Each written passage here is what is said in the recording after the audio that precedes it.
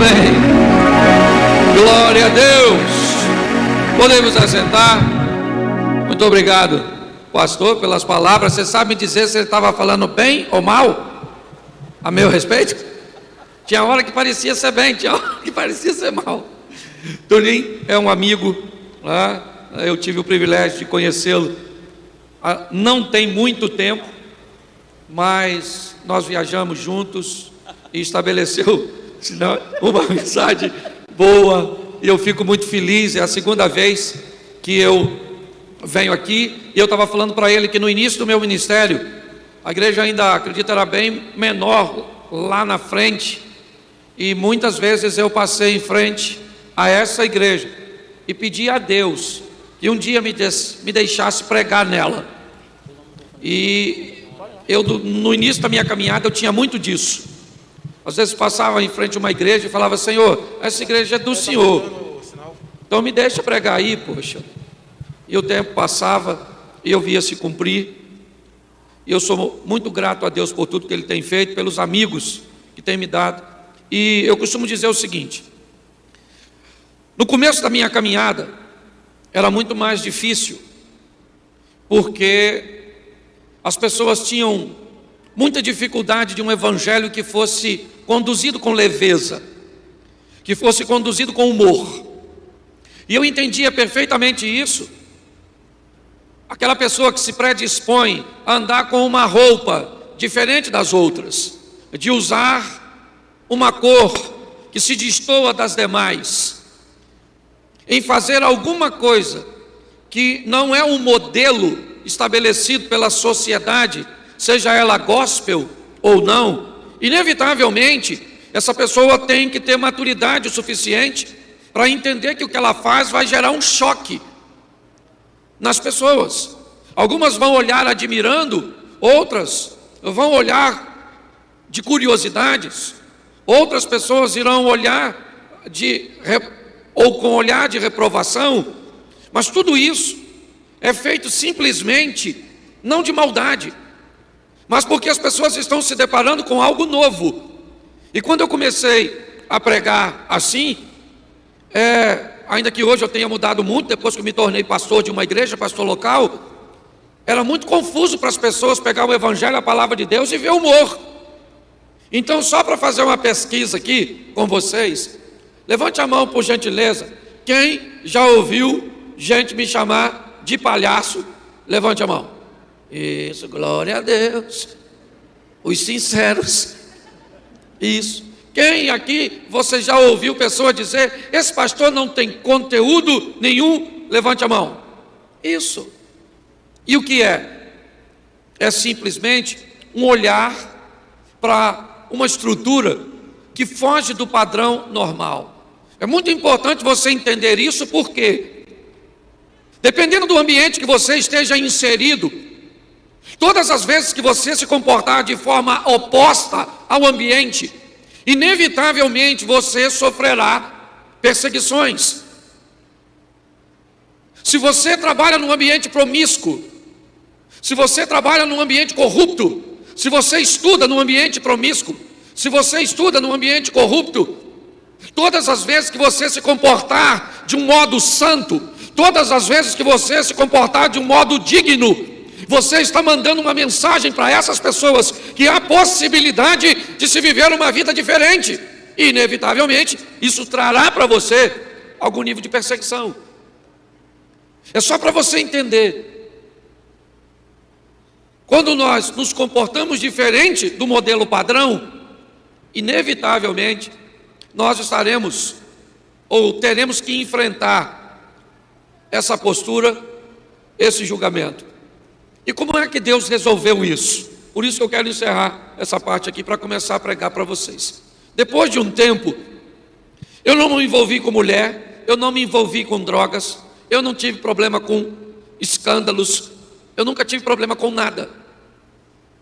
Porque depois que Cristo entrou na minha vida, Ele me tirou das trevas e me levou para a luz. Ele me fez a proposta de me dar uma vida nova e de que eu chegaria onde nenhum dos meus havia chegado. E eu tomei isso como posse. E depois de um tempo, o que Deus fez? Ele começou a permitir que pessoas que já tinham uma seriedade e um posicionamento conquistado, pastores, líderes religiosos, que eu sequer tinha contato, começaram a se aproximar de mim. E essas pessoas traziam com essa proximidade a credibilidade que Deus tinha dado a elas. E dentre elas, esse homem, que vocês sabem da seriedade dele e como gerencia tudo isso, e jamais alguém que não fosse sério estaria fazendo uso dessa tribuna para levar a palavra de Deus para vocês. O que eu quero iniciar dizendo a vocês hoje é que muitas vezes as pessoas não vão entender o que Deus está querendo fazer através de você. Mas seja obediente, continue no trilho que Deus te colocou, porque aquele que prometeu é fiel para cumprir, aquele que disse vai fazer. Então aguarde, se as pessoas vão entender ou não, isso não é problema seu. Mantenha a sua postura, mantenha o posicionamento. O que é? É na faculdade, é isso? É na aula de filosofia? É lá? Todo mundo está querendo desconstruir a existência de Deus. Não discuta com as pessoas, viva Deus e todos verão que Deus é verdadeiro. É assim que funciona. É importante nós entendermos isso.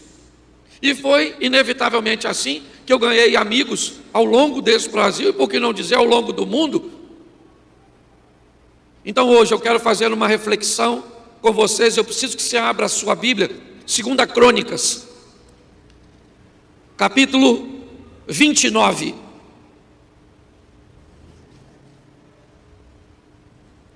Verso 1.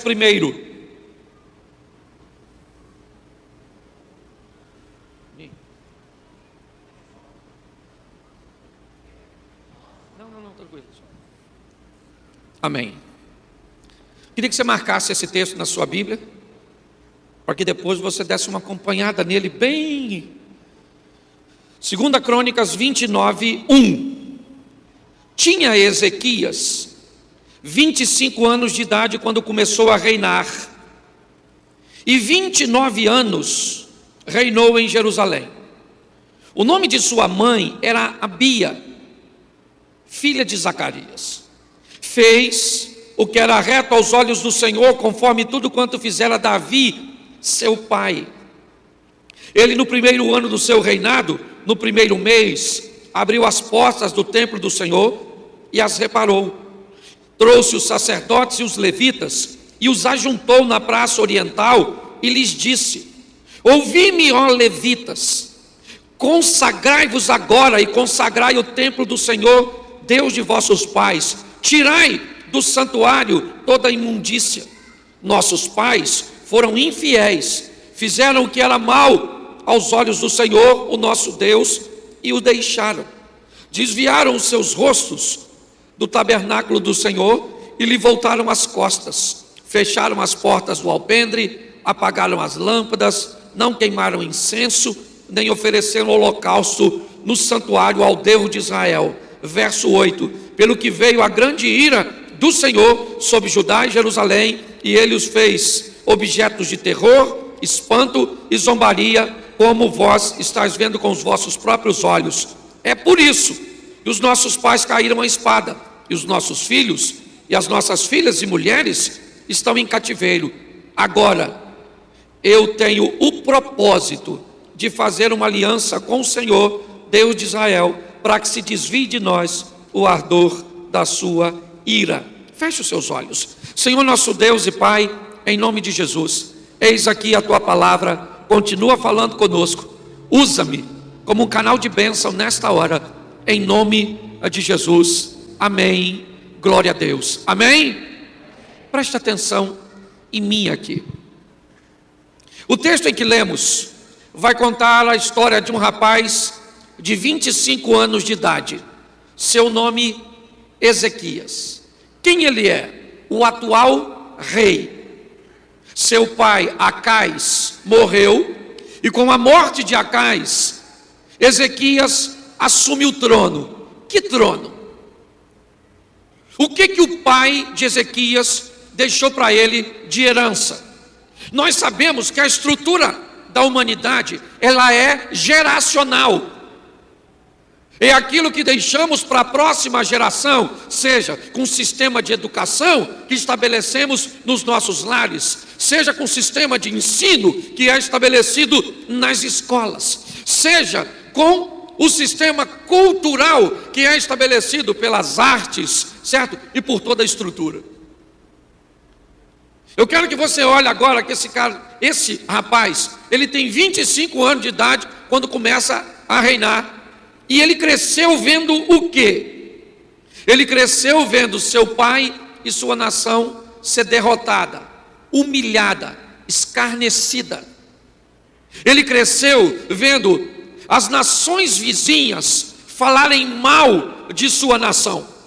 Uma nação que empobrecia, uma nação idólatra, uma nação covarde.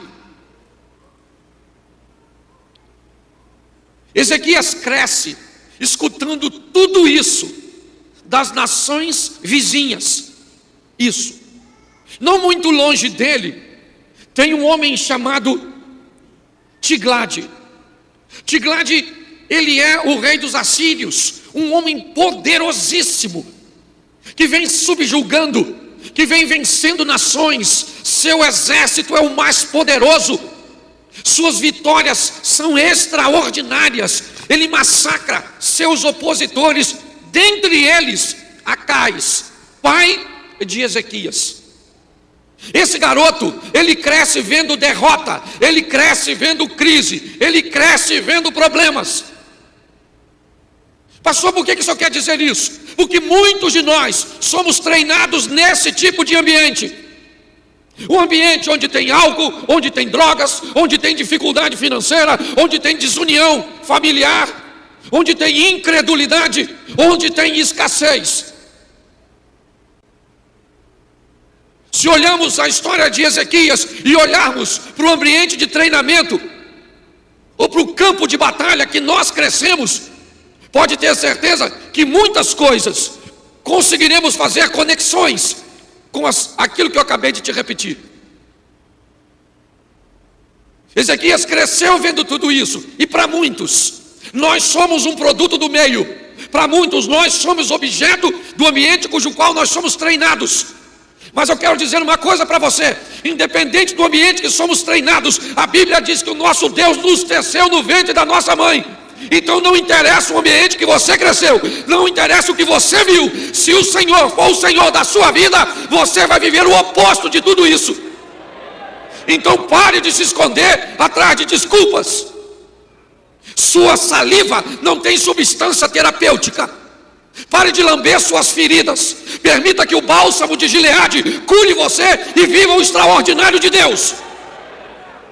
Nós estamos vivendo numa geração acovardada e presa às desculpas para justificar seus fracassos. Eu não prospero por causa da crise. É o governo, é o governador, é o presidente, é a esquerda, é a direita, é o Satanás. Me diga quem é que governa a tua vida. Me diga quem é que governa a tua vida. Isaac vai para o deserto, no deserto não chove, a terra não é boa, Deus é com ele, o cara planta e colhe de forma extraordinária. Porque se Deus estiver contigo, o deserto vai ter que te fazer prosperar. Que marido é esse que é mais poderoso do que Deus? Que filho é esse que é mais poderoso que Deus? Que crise é essa que é mais poderosa que Deus? Esse camarada viu tudo ruim acontecer. Quantos de vocês aqui estudaram em colégios de ponta? Quantos aqui foram treinados em ambientes para serem extremamente bem-sucedidos? A maioria de nós não fomos, mas isso não significa que nós vamos ser fracassados. São decisões. O texto diz, ele tinha 25 anos de idade. Você está com a sua Bíblia aberta aí, que eu pedi para você dar uma olhada no verso 27 do capítulo 28, o último versículo do capítulo 28. Descansou Acais com seus e foi sepultado na cidade mas não puseram onde?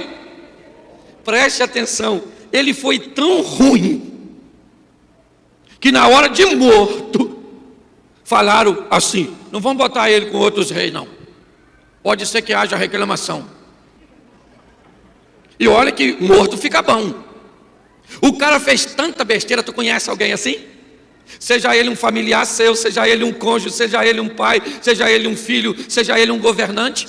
Mas entenda uma coisa: Deus age como um GPS. Você já viu o que acontece com o GPS quando você entra numa rua errada? Sabe o que ele te informa? Assim, ó: você acabou de se lascar. É isso? O que ele faz? É isso? Quando você olha para o GPS depois de ter errado uma rua, o que ele diz para você? Qual é a próxima opção para você encontrar o local certo? Deus tem trabalhado assim o tempo inteiro, dizendo para mim e para você: corrija a sua rota. Sabe qual é o problema da igreja? As pessoas acham que nós queremos cortar suas asas. Nós não queremos cortar suas asas, nós queremos direcionar seu voo. Nós queremos te dar uma direção. Ninguém quer cortar. A juventude acha que os pastores querem cortar as asas. Ninguém quer cortar suas asas, não. Nós queremos te dar uma carta de voo, que você saiba de onde está saindo e onde vai chegar, para a honra e glória do nome do Senhor dos Exércitos. O pai dele era bom? Sim ou não? Não. E não vou nem perguntar do seu. Ah, pastor, meu pai me batia. Ah, pastor, batia na mamãe. Bebia, deixava faltar as coisas, era grosso. E aí? Ele vai definir quem você vai ser? Não. Quem define quem você vai ser é o seu Deus. Entenda isso. Nós não temos tempo, a vida é uma só. Hebreus 9:27. Ao homem está determinado morrer uma vez, vindo depois da morte o juízo. A vida é curta, diz o salmista no Salmo 90, verso 10. O homem vive 70, se for robusto, 80, onde a maioria dos dias são canseira e enfado.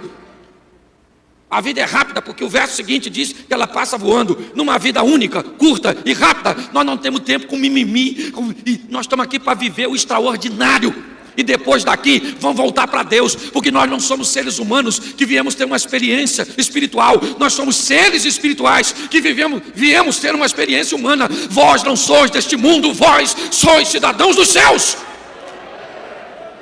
Então, por favor, tome uma postura para viver o extraordinário, mesmo no ambiente contrário, hostil. Ou então sofra mesmo e fica com essa carinha: ah, pastor, volta logo, Jesus, me leva, vai, some. Viva uma vida extraordinária, para que as pessoas olhem para você e dizem: o que é que você tem, rapaz? Eu tenho Deus. Eu vivo isso porque eu sou feliz, porque Deus é comigo. Quando nós olhamos para esse texto, o texto diz assim: ele tinha 25 anos de idade quando começou a reinar. E o verso 2 diz, né, que ele fez o que era reto aos olhos do Senhor, conforme tudo quanto fizera Davi, seu pai. Quem era pai dele, Davi ou Acais? Quem era pai de Ezequias, Davi ou Acais? Quem era pai? Acais. Acais era um exemplo bom ou ruim? Então ele pegou o bom. Por isso que diz Davi: perto de você, seja na igreja, seja no trabalho, seja na família, seja na faculdade, vai ter gente boa e vai ter gente ruim. E você pega por exemplo e por referência quem você quiser. Ô gente, fala sério. Tem gente na igreja, que se o Satanás pedir referência para a gente para ir para o inferno, nós não dá. Tem ou não tem? Tem umas pessoas que se o diabo falar assim: posso levar fulano para o inferno? Sério? Leva não, vai dar um problema para você, Satanás, terrível. Então em todo lugar tem exemplo positivo, sim ou não? Em todo lugar tem exemplo negar, e você é que resolve o que você quer. O pai dele, meu pai casou 8 vezes. Ele faleceu dia 6 de abril desse ano e me disse que ainda planejava casar de novo. Falei: Senhor, leva. Pensa num cara para fazer tudo errado. Foi meu pai. Me deu para uma família que me deu para outra. Eu tive que sobreviver à tentativa de abusos na infância, escassez, e me colocava para fora, e tudo que se imaginar de ruim. Queria namorar, 17 anos, doido para dar um beijo. Menina nenhuma queria beijar eu. Porque primeiro que meu pai era um exemplo ruim num local que era minúsculo. Segundo, porque eu não me vestia direito, porque não tinha recurso. Já não era bonito, ainda não era arrumadinho. Sabe o que eu fazia? Eu beijava espelho. Alguém aqui já beijou espelho? Levanta a mão. Já. Tem um povo aí, você sabe a dor. Eu olhava dentro do meu olho, me beijando. Você está rindo? Pois é, tudo isso poderia ser um trauma. Poderia ou não poderia? Mas não é, é uma história feliz. Porque eu tomei uma opção de deixar Deus entrar na minha vida e mudar a minha sorte. É isso que eu quero que você entenda. Esse camarada, ele pega o exemplo positivo. Fez o que era reto aos olhos do Senhor, como tudo quanto fizera Davi, seu pai. No primeiro ano do seu reinado, está escrito aí na sua Bíblia, no primeiro mês, abriu as portas da casa do Senhor e as reparou. Ele abriu quando? No primeiro ano, no primeiro mês, nos primeiros dias do mês. Porque quem quer mudar não muda amanhã, quem quer mudar, muda agora. Qual é o dia mais importante da sua vida? Hein? E qual é o horário mais importante desse dia? Isso, sua vida muda hoje, sua vida muda aqui, sua vida muda agora, em nome de Jesus.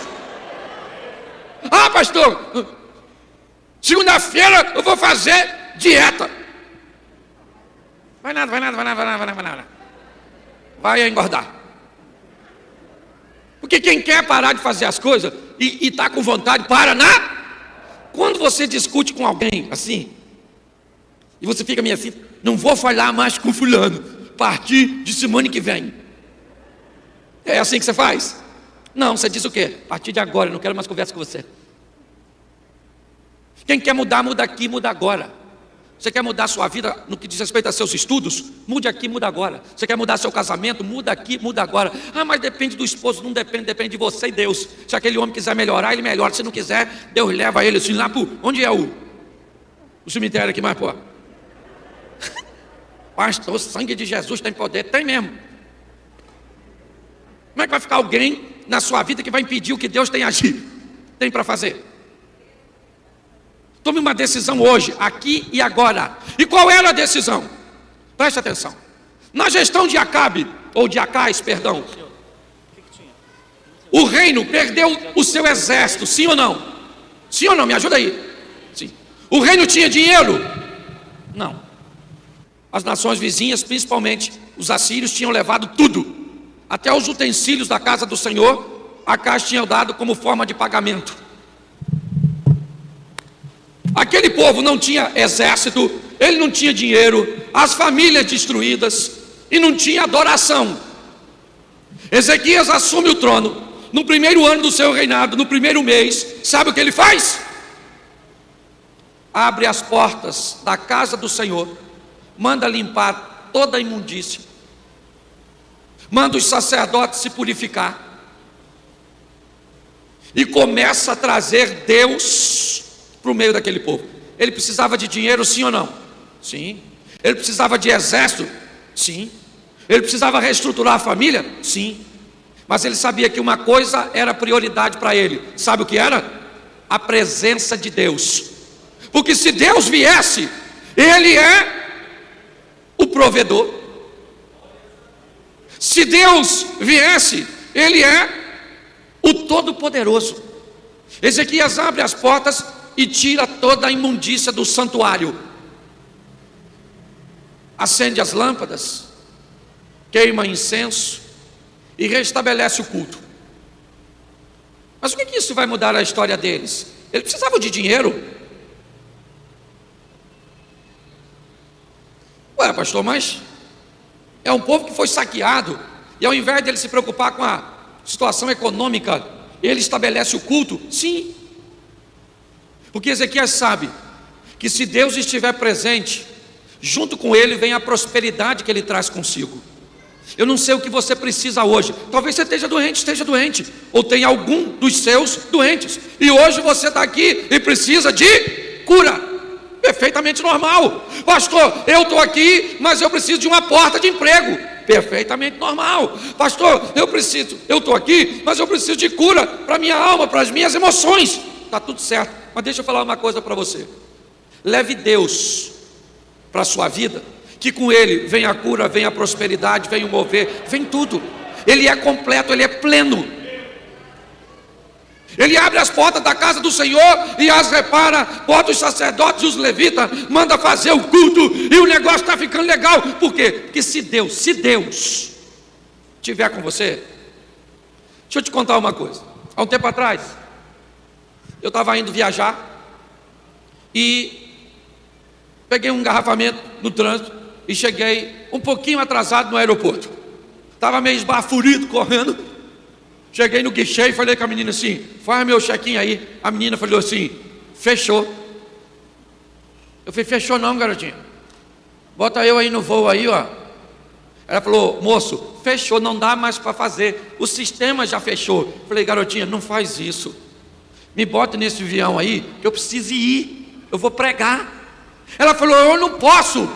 Quando ela falou não posso, aí o sangue.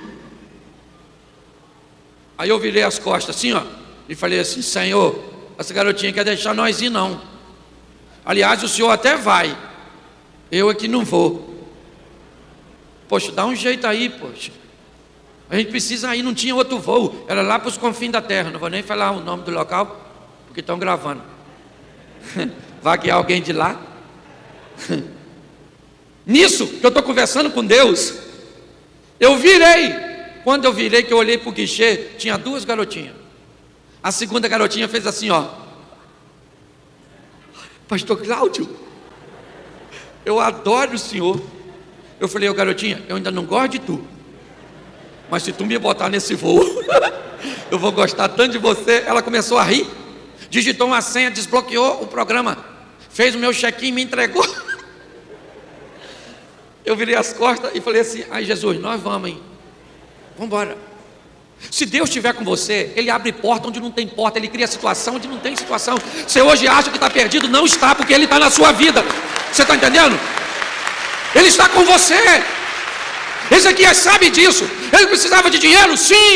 Ele precisava de um exército? Sim. Mas ele sabia que tudo isso viria se Deus fosse para a vida dele.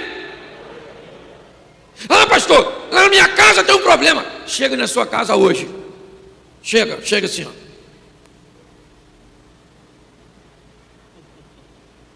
Cheguei agora do culto, hein? E aí, pastor engraçado lá, o palhaço lá, pregou, falou para eu chegar aqui cheio de autoridade. Essa casa pertence ao Senhor, meus filhos são do Senhor, o cônjuge é do Senhor, aqui é tudo do Senhor, está dominado, é tudo do Senhor. Dá posse a Deus da sua casa. Chega lá com um posicionamento de sacerdote, sabe? Vai no travesseiro daquele filho seu, derrama 1 litro de óleo. Fala: Senhor, só essa quantidade de óleo ungido para libertar aquele menino meu. Vai lá naquela sogra sua, leva um barril, enfia a véia, fala: Senhor, aqui é no extremo. Você está rindo de você mesmo? Escute só. Nós precisamos tomar posse, dizer para nossa casa, dizer para nossas coisas, que o que temos pertence a, e que é dele. E quer mexer, a Bíblia diz: para roubar a casa de um valente, primeiro tem que entrar na casa e amarrar o valente. Então, quer entrar? Jesus, resolve aí. Posicionamento, postura. Nós estamos olhando um camarada que ele abre as portas, acende as lâmpadas. Que lâmpada? Que o pai dele apagou. Vai queimar incenso. Que incenso? Que os pais deles apagaram. Vai abrir a porta. Que porta? Que os pais fecharam. Preste atenção, Ezequias vai fazer o oposto do que os pais fizeram. E toda ação causa uma. Se ele repete o comportamento dos pais, o que ia acontecer? A mesma coisa. Se ele faz diferente, vai acontecer algo de diferente. abriu as portas, reparou, chamou os sacerdotes, os levitas, ajuntou na praça, limpou tudo, vestiu a turma de branco, queimou incenso, fez o culto. Que maravilha! Próximo passo, depois você lê, chama todas as tribos de Israel para celebrar a Páscoa. Por quê? Porque aquele povo estava vivendo na derrota, e a mente daquele povo estava aprisionada. Isso, aprisionada, com aquela visão de derrota, de mediocridade. E ele chama o povo todo: venham para cá e vamos celebrar a Páscoa. O que era a Páscoa? A Páscoa era a festa que eles celebraram para comemorar a saída do Egito. O que Ezequias está fazendo? Vem todo mundo para cá, eu preciso lembrar vocês o que Deus já fez, porque aquele que fez é o mesmo que faz e fará. Ô gente, você sabe, quando Davi vai enfrentar Golias, ele é levado a Saul. Quando ele chega para Saul, Saul diz assim para ele: Davi, contra esse gigante você não pode pelejar, porque esse é lutador desde garoto. Davi falou assim: Saul, deixa eu te explicar uma coisa. Quando eu estava apacentando as ovelhas do meu pai, veio um urso para pegar uma ovelha e eu matei ele. Depois veio um leão, eu matei o leão. Esse gigante vai ser igual ao leão e o urso. Eu vou vencer. Deixa eu te perguntar uma coisa aqui, seja você quem for, para você chegar até aqui, quantos leões e ursos você já matou nessa sua vida? Quantas batalhas você achou que ia perder e você ganhou? E por que é que você acha que o Deus que não te deixou na mão lá atrás vai te deixar na mão agora? Lembra do que você viveu com Deus lá atrás, e você vai descobrir que Ele não mudou e continua o mesmo para te dar vitória. Nossa memória é muito fraquinha. Ele chama a turma e celebra a Páscoa para lembrar o povo da saída do Egito, para mexer na mente do povo. Depois ele pede oferta. Aí é mais esquisito ainda, porque um povo que estava sendo saqueado, humilhado, Ezequias pede oferta desse povo. Deixa eu falar uma coisa para você. Já foi falado aqui sobre oferta, mas deixa eu explicar uma coisa para você. O seu dinheiro não muda a vida de ninguém a não ser a sua. Descubra isso. O seu dinheiro, a sua fidelidade só tem poder para mudar a vida. Ezequias pede, e esse povo trazendo o que tinha, traz de oferta. Agora, a estrutura está basicamente montada. Ezequias está governando bem, é verdade. Só que eu preciso que você dê um pulinho no capítulo 32 do mesmo livro, no verso 1. Capítulo 32, verso 1. Depois de tudo que Ezequias havia feito, com tanta o quê? Com tanta fidelidade, veio Senaqueribe, rei da Síria, invadiu Judá, acampou-se contra as cidades fortes, com a intenção de se apoderar delas. Preste atenção em mim. Sabe quem é Senaqueribe? É filho de Tiglade. Lembra quando eu falei no começo que Tiglade era o rei da Síria que ganhou de Acais? Lembra que Ezequias é filho de Acais e Senaqueribe de Tiglade? Lembra que Ezequias cresceu vendo derrota e Senaqueribe cresceu vendo vitória. É esse vitorioso Senaqueribe que pega seu exército depois de tanta fidelidade. Escute isso, pastor, por que é que quando eu estou fazendo tudo certo, parece que uma grande pressão, uma grande dificuldade vem? Aprenda aqui hoje, se você ainda não tem resposta para isso. Depois de tanta fidelidade que Ezequias fez, abriu as portas, acendeu as lâmpadas, queimou incenso, reuniu os sacerdotes, restabeleceu o culto, celebrou a Páscoa, recolheu oferta, organizou tudo. Se levanta o maior rei e sitia, cerca Judá. Manda uma carta ameaçando Judá, mexendo na memória do povo, o que o pai dele fez com o pai de Ezequias e com todas as nações vizinhas. Senaqueribe, depois você lê que a carta está aí no texto. Ela diz mais ou menos assim: não incite este povo, Ezequias, dizendo para ele adorar um só Deus, porque o meu pai já venceu vocês e todas as nações vizinhas, e eu agora vou vencer vocês, porque não tem Deus de nação nenhuma que pode livrar ninguém das minhas mãos. Sabe o que Ezequias diz? Calma, gente, não se preocupe com Senaqueribe, e nem com toda a multidão que está com ele. Com ele está o braço da carne, mas conosco está o Senhor dos exércitos. Ele não minimiza o tamanho do inimigo, mas ele maximiza a força do aliado. O diabo é poderoso, sim ou não? Sim. A crise é forte, sim ou não? Os problemas são grandes, sim ou não? Mas o nosso Deus é maior. Diga assim: o meu Deus é maior. Isso. Ninguém quer minimizar a crise, minimizar o problema, minimizar as doenças, minimizar as dificuldades. Não. Nós só queremos é maximizar alguém. E quem é esse alguém? Deus. Ezequias diz: com ele está o braço da carne, mas conosco está o Senhor dos exércitos. É importante entendermos isso. Está todo mundo olhando? E dá uma olhadinha no capítulo 32, verso de número 20.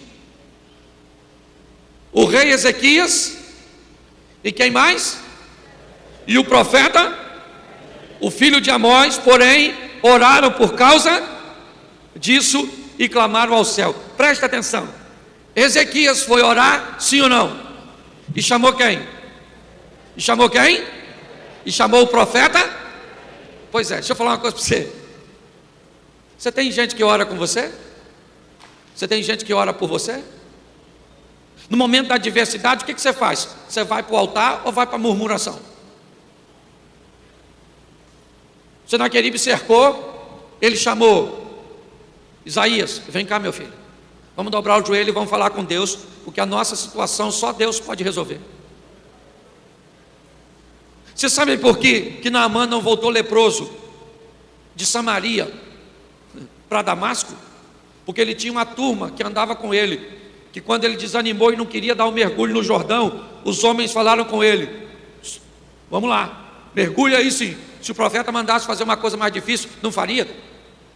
Me perdoe falar isso com vocês, mas que tipo de amizade, tipo de gente você tem perto de você? Quando você falar de uma dificuldade no casamento, qual é o conselho que você vai receber dessa pessoa? Para quem você tem o hábito de abrir a gaveta de suas emoções e de falar de seus problemas?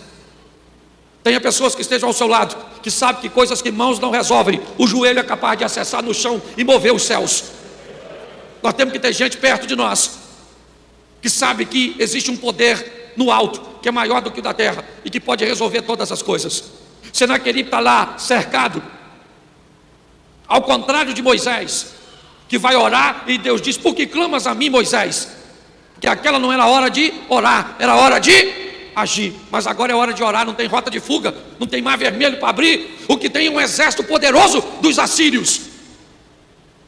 E naquele momento, Isaías e Ezequias dobram o joelho e oram aos céus. Eu confesso a vocês que na Bíblia não está escrito a oração, mas se fosse eu, me permita agora uma tradução, Cláudio Duarte, se fosse eu orando para Deus, eu ia falar bem assim agora na minha oração, assim, ó: Senhor, o Senaqueribe está aí querendo matar a gente. O pai dele bem já deu tanto aborrecimento para nós, e ele está aí com esse exército grandão. Agora eu vou falar uma coisa para o senhor, não é nem fofoca não, mas o senhor escutou o que ele falou do senhor? Ele falou que o senhor não é Deus, que não tem Deus nenhum. Olha, não estou querendo influenciar não, mas se eu sou o senhor, eu não deixo isso parado não. Quem esse naquele vizinho está pensando que é? Se eu sou o senhor, eu rebento ele. Você sabe o que é mais estranho na oração? É que tem gente que diz que não sabe orar. Tem gente que diz que não tem assunto. Ah, pastor, eu oro assim, ó. Eu dobro assim para orar, primeiro começo a falar, depois eu esqueço. Às vezes você, não sei se você é assim. Às vezes você vai orar assim na hora de dormir, aí você dobra o seu joelho e fala assim: Senhor, meu Deus e Pai, mano, eu vou acordar cedo, hein? Aí você fala: que acordar cedo o quê, rapaz? Estou falando outra coisa aqui com Deus. Senhor, desculpa aqui, uma interferência. Vamos tentar de novo. Senhor Deus, Pai soberano. Feijão está no fogo, feijão está no fogo. O miserável de feijão. Pensa num troço difícil, é ficar sozinho com Deus. Às vezes a gente tem que levar uns 5 minutos só expulsando os pensamentos. Sai daqui, sai daqui, o WhatsApp. Sai, não quero ver nada, não quero ver. Nem adianta tocar. Você está rindo de mim? Aí tem gente, sabe por que as pessoas acham que não sabem orar? Porque às vezes vem umas pessoas na igreja que oram assim, de um jeito muito peculiar. Aí parece que nós não sabemos. Porque os caras, primeiro que eles fazem uma cara, para orar tem que ter curve vossas frontes. Tem gente que nem sabe o que é fronte. Para curvar o que mesmo? Não, é um tal de fronte aí, quem não tem, baixa a cabeça mesmo. Aí, agora, vamos orar. Senhor nosso Deus e Pai altíssimo, Pai das luzes, inefável, Príncipe da paz, estamos nesses conclaves pelos beneplácitos. Aí o pessoal pensa assim: eu sei falar isso não, beneplácito, esse negócio eu sei falar não. Isso é que é oração, por isso que eu nem oro, eu tenho até vergonha. Eu não estou fazendo apologia à ignorância não. Se você é membro da Academia Brasileira de Letras, ora sim. Mas orar, meu filho, é falar com o quê? O que está acontecendo? O que está acontecendo hoje? Fecha seus olhos aí e fala com Deus. Entendeu? Simples assim. Fecha o olho e fala: Senhor, eu vim aqui falar com o Senhor, e vou logo te avisando que tudo que eu falar, o Senhor já sabe. Mas foi o Senhor mesmo que mandou falar. Então eu vim falar em nome de Jesus, igual o Senhor ensinou. E vamos aqui falar, ó. Eu estou desempregado, você sabe, né? Eu também não estudei não. E estou precisando de um emprego bom, sem estudo. Só eu e o Senhor mesmo para conversar sobre esse assunto, né? Pois é, estou precisando de uma porta de emprego aí, legal isso. Outra coisa também. Meu casamento, Senhor. Que mulher aquela, Jesus. Eu não sabia que tinha que falar com o Senhor para arrumar, não. Aí apanhei aquele lá, tá lá. Pior, o Senhor não sabe. Ou o Senhor sabe. O Senhor viu os filhos que nasceu, deu e ela? A mistura entre eu e ela não deu certo. Saiu uns meninos esquisitos. Olha, Senhor, eu já estou terminando minha oração, que eu sei que o Senhor é muito ocupado.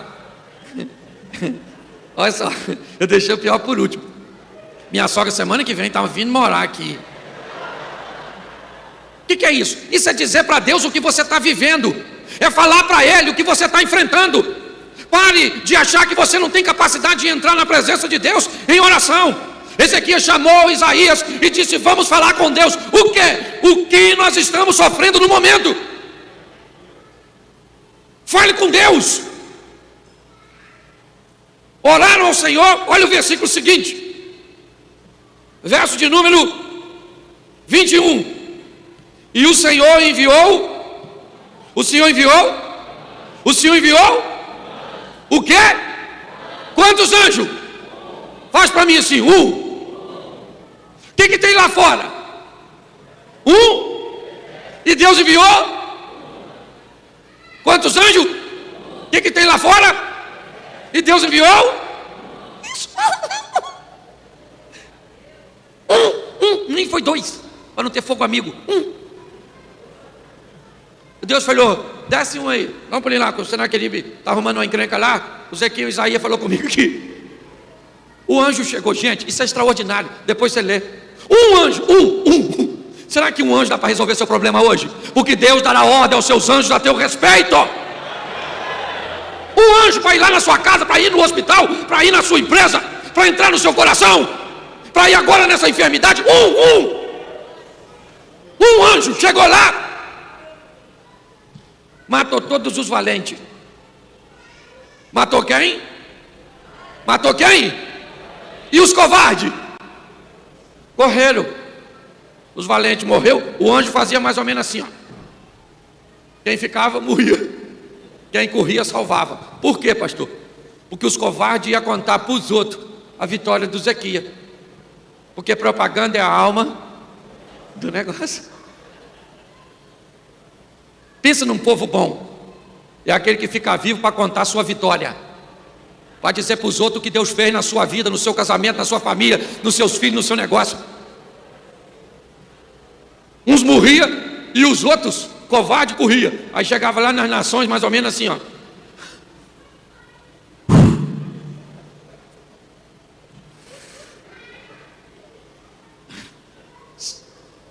Zequia. Ele não tem exército não, maluco. Ele não tem dinheiro. Rapaz, mas tem um anjo. Maluco, um anjo matou quase todo mundo. E alguém deve ter perguntado, um anjo só? E o mensageiro deve ter dito, irmão, se tem dois eu não estava vivo. Não tinha nem rota de fuga. Fui embora igual estava matando. Todas as nações vizinhas que ouviu as histórias da derrota de Acais, vem visitar Ezequias agora, trazendo presente e riqueza, falando, Ezequias, gente boa, amigão, falei com o Senaqueribe, não se mete com Ezequias. Ezequias não é Acais. Judá agora estava sob nova administração, trazia presente para o Senhor e para o Ezequias, porque para o Senhor porque não queria briga com o anjo, e para o Ezequias porque era assim com o anjo. Pastor, o que você está querendo dizer? Eu estou querendo dizer para você, desde o começo, uma coisa muito simples. Os problemas são grandes, são fortes, são poderosos, mas diante do nosso Deus, eles são obrigados a cair por terra, porque o nosso Deus é tremendo. Eu queria que você saísse daqui para incendiar outras pessoas amanhã no seu trabalho, onde você passasse, a pessoa... Conhece o Ezequias? Virei amigo dele, do Zaia ontem, na mensagem, sabe, um anjo, está pensando que é um anjo? Senhor, manda um anjo aqui, o exterminador do futuro, para a vida desse indivíduo. Vamos sair daqui assim, gente. As nações saíam para olhar Ezequias e ver quão grandes coisas o Senhor tinha feito por ele. Vamos mostrar para esse mundo quem é o nosso Deus. E eu termino aqui, eu continuo morando em Xerém, o pastor Toninho falou, lembra quando eu falei que eu era doido para namorar? Que eu beijava espelho? As mães não deixavam as meninas namorar, eu não. Qual a reputação do meu pai, menino feio? Ela falava que eu não tinha onde cair morto. Na verdade, eu não tinha nem onde cair vivo. Doido para namorar. Sabe o que elas falavam? Esse menino não vai dar em nada, isso não presta. O pai dele é uma tralha. Isso, menino. Menina, uma outra, porque isso não tem futuro. Tudo isso de mim. Olha. Menino. Deus fez tudo o contrário. E o mais legal, eu moro lá em Xerém. O mais legal, de vez em quando, eu encontro as velhas que falou isso, passando com as filhas dela, que eu não pude namorar. Passo eu no meu veículo com a minha loura invocada. Aí eu paro perto das donas, abro o vidro. A paz do Senhor, querida. Louvado seja o Eterno. Fala com ela, querida. Essa aqui é minha mulher, ó. Isso aí, uma mulher de primeira. Isso é vingança? Que vingança o quê, menino? Isso é propaganda. Vou falar uma coisa para você. Eu não sei o que você tem vivido. Eu sei de uma coisa. Se está bom, dá para manter. Se está ruim, dá para melhorar. Eu queria que você ficasse de pé agora. Isso só. Queria que você fechasse seus olhos. Pode fechar que ninguém vai pegar nada seu. Mas se tiver algo de valor, segura, sei lá, né? Feche seus olhos. Eu quero fazer um apelo a você. Sei que as movimentações são restritas, que a proximidade, mas eu queria fazer só um apelo para você que hoje precisa acionar os céus. Você está igual Ezequias. Você precisa de alguém para orar com você, para que Deus envie um anjo para trazer o milagre que você precisa. E se você precisa de uma oração desse tipo, eu preciso que você saia do seu lugar e venha aqui à frente e traga a sua causa com você, para que eu possa te ajudar em oração. Se tem alguém hoje aqui que precisa de uma intervenção divina, de um milagre do Senhor, eu quero convidar, só se tiver. Pastor, eu estou precisando Que Deus envie um anjo para minha casa, para um hospital. Eu estou com um ente querido, eu estou com alguém que precisa de somente um milagre. Pois é, querido, o milagre o pastor Antônio não pode fazer, eu não posso fazer, mas tem alguém aqui nessa igreja que pode. Você que nos acompanha também pelas redes sociais, você faz parte desse culto. E o nosso Deus, Ele é onipresente. Ele está aí na sua casa, Ele está aí no seu trabalho, Ele está aí no seu smartphone, no seu tablet, na sua Smart TV. Isso. Vocês agora serão Ezequias, e nós como igreja seremos Isaías. Nós entraremos nessa batalha com você, pedindo a Deus que envie um anjo, que envie recursos, que envie um milagre, porque Ele pode. Não minimize o que você está enfrentando. Não tente dizer que não é nada, pois é. Não tente dizer que não é forte, pois é forte. Não diga que não é poderoso, porque é poderoso. Mas, apesar de toda a força e poder que Ele tem, esse problema é inferior ao nosso Deus. Eu queria que a igreja toda estendesse as mãos para essas pessoas aqui, agora, e me ajude em oração. Vamos agora como Isaías. Senhor nosso Deus e Pai soberano, em nome de Jesus te entregamos a cada causa, ó Deus. Te entregamos a cada lar, a cada leito de hospital, a cada nome que vem à mente dos teus filhos agora. Entra com providência e faz o milagre que eles não podem fazer, nós não podemos fazer, mas o Senhor pode. Como Isaías e Ezequias naquele dia, orando ao Senhor para que os céus se movessem, e um anjo partiu do céu para trazer vitória. Anjos agora serão direcionados a esses lares, a essas situações, e enfermidades cairão por terra, pessoas serão libertas, portas serão abertas, em nome de Jesus. Vidas serão restauradas, em nome de Jesus. Dá vitória aos teus filhos, e que eles subam nessa tribuna daqui uns dias para dizer o que o Senhor fez, em nome de Jesus. Em nome de Jesus, ó Deus, já te agradecemos pelo milagre que recebemos. Você pode dizer amém? Glória a Deus. Pode voltar para o seu lugar, em nome de Jesus. Deus abençoe, pastorzão. Muito obrigado.